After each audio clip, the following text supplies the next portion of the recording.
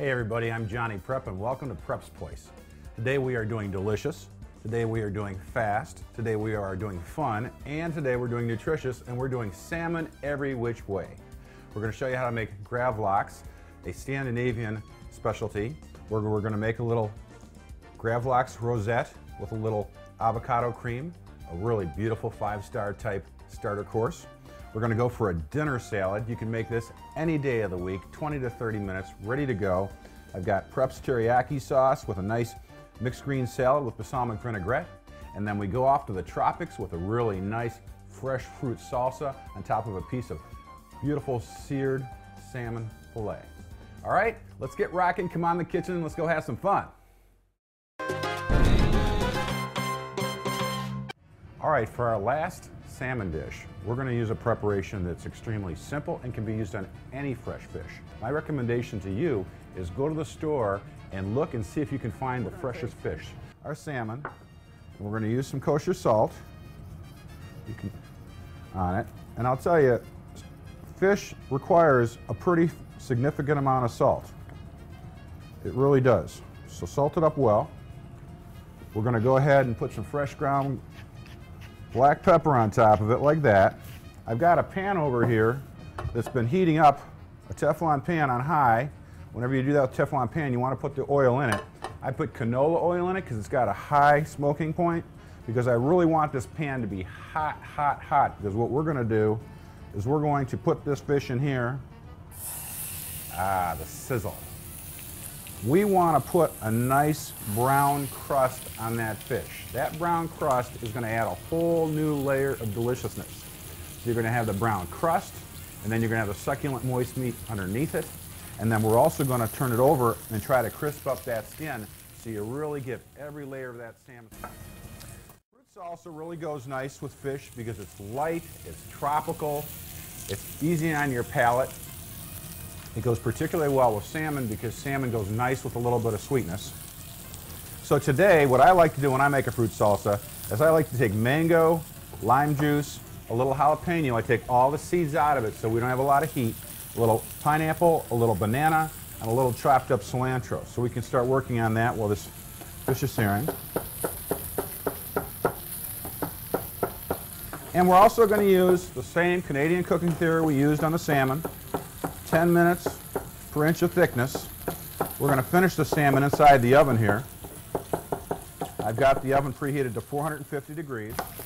Mangoes are a delicious, sweet fruit that have a very unusual shaped seed in them.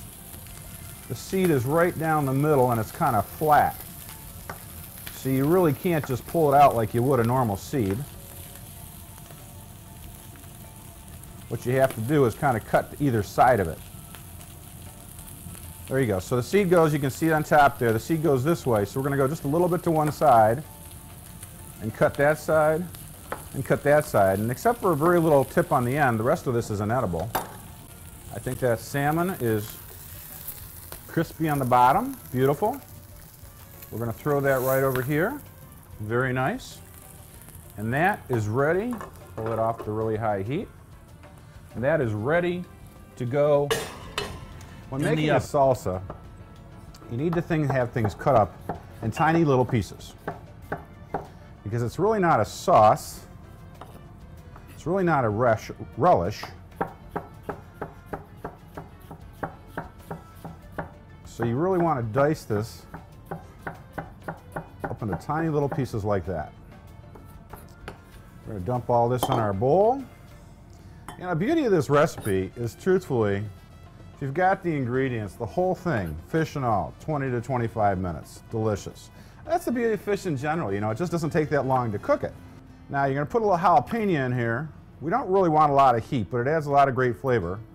So I'm taking those seeds and that stem right out of there, because that's where all the heat is. And we're going to take that out. And because it's hot, I like to take my jalapeno and I like to cut it particularly small. We're going to take a banana, one of my favorite sources of potassium, Going to chop that in. Of course, if you're making this for, 4 or 5 people, use all the fruit, not just halves like I'm doing.